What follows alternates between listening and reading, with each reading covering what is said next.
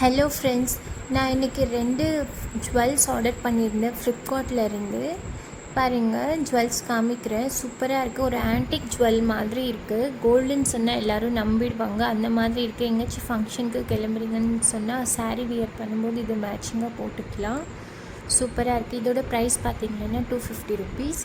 இந்த ப்ராடக்ட் வேணும்னா சொல்லுங்கள், கமெண்ட் பண்ணுங்கள். நான் லிங்க் ஷேர் பண்ணுறேன். நான் உங்களுக்கு போட்டு காமிக்கிறேன். பாருங்கள், எனக்கே அவ்வளோ பிடிச்சிருக்கு. நான் இந்த மாதிரி ஜுவல்ஸ் எல்லாம் நான் போட மாட்டேன். இப்போது நான் ரொம்ப லைக் பண்ணிகிட்ருக்கேன் போடுறதுக்கு. ஏன் போட மாட்டேன்னு சொல்லிவிட்டு அதுக்கு ஒரு பெரிய காரணம் உங்கள்கிட்ட ஷேர் பண்ணுறேன் வீடியோ எண்டில். இது 2வது நெக்லஸ் ஆர்டர் பண்ணியிருந்தேன். ஒரு 3 டேஸ் பிஃபோராக தான் எனக்கு டெலிவரி ஆகிருந்தது.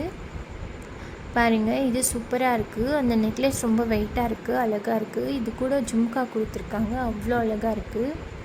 இது ட்ரெஸ்க்கு போட்டால் அழகாக இருக்கும். குர்த்தா செட்ஸ் போட்டால் சூப்பராக இருக்கும். இந்த மாதிரி அழகழகாக வாங்கினாலும் போட எனக்கு அதிர்ஷ்டம் இல்லைங்க. என் கழுத்து பார்த்திங்கன்னா ஒரு சைடு வீங்கி இருக்கும். இந்த சைடுனா ரைட் சைடு. அது இன்னும் தெரியலங்க. டெலிவரிக்கு அப்புறம் ஒரு 1 மந்த்து விட்டு எனக்கு அந்த சைடு வீங்கிடுச்சு. ரொம்பவே ஸ்வெல்லிங் ஆகிட்டு இருந்துச்சு. சரின்னு டாக்டர்கிட்ட போய் கேட்டதுக்கு ஓகே டெஸ்ட் பண்ணி பார்க்கலான்னு சொல்லிட்டு பார்த்தாங்க. அப்போ டிபியாக இருக்கலான்னு சொல்லிட்டாங்க. அப்புறம் அவ்வளோதான் முடிஞ்சிச்சு அப்படி இப்படின்னு எல்லாம் சொல்லி ரொம்ப அழுந்துட்டேன். ஏன்னா நான் ஒருத்தி இருந்தால் பரவாயில்ல, எனக்குன்னு ஒரு குழந்தை இருக்குது. நான் எனக்கு ஏதாச்சும் ஆனால் அவளை யார் பார்த்துப்பா அப்படின்னு சொல்லிட்டு எல்லாம் ரொம்ப ஃபீல் பண்ணேன். அதுவும் இல்லாமல் நிறைய வீடியோஸ் எல்லாம் பார்த்துருந்தேன். எல்லாம் இந்த மாதிரி இருந்தால் கேன்சரு அப்படி இப்படின்னு சொல்லிட்டு ஏதோ பயமுறுத்திட்டாங்க.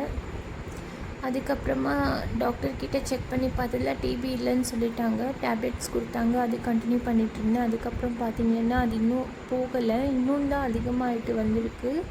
சரி என்னன்னு சொல்லிட்டு இன்றைக்கி சண்டே போக முடியாது. அதனால மண்டே நாளைக்கு போய் பார்க்குறேன். ரிப்போர்ட்ஸ் உங்கள்கிட்ட ஷேர் பண்ணுறேன். எனக்காக ப்ரே பண்ணிக்கோங்க ஃப்ரெண்ட்ஸ். என் பாப்பாவுக்கு நான் மட்டும்தான் இருக்கேன். ஏன்னா அம்மா தானே எல்லாமே. அம்மா இல்லாமல் எப்படி? இப்போ என் பாப்பாவை நினச்சாதான் எனக்கு ரொம்ப பயமாக இருக்குது.